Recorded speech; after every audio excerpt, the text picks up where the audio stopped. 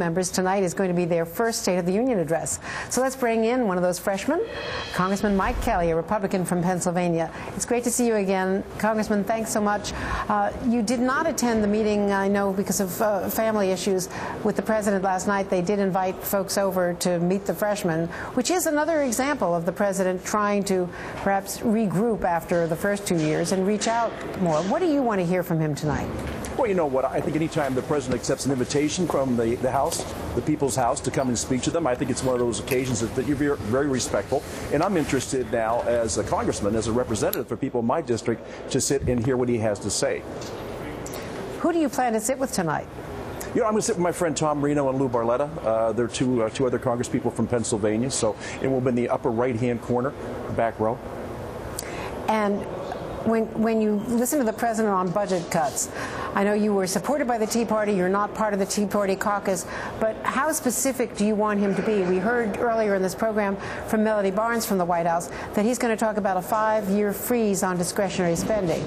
Now, if that's a real freeze, a hard freeze, that's on current spending levels. That ought to mean no new money for the kind of projects that a lot of Democrats have been talking about. So I'm assuming that he means cuts from other areas to make up the money for his new investments.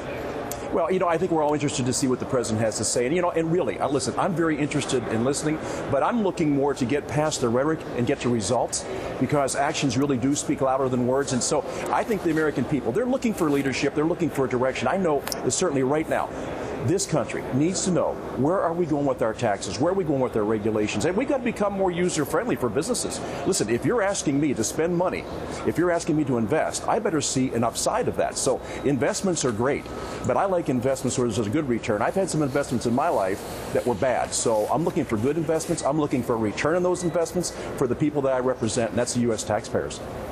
And good idea, bad idea for Michelle Bachmann to be sort of competing with Paul Ryan and giving yet another opposing point of view tonight.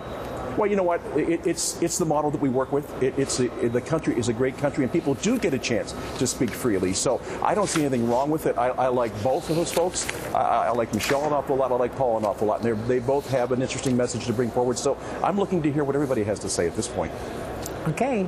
Good to see you, Mike Kelly from Pennsylvania. And coming up next, no labels for this next guest. Republican strategist Mark McKinnon joins us, but he goes beyond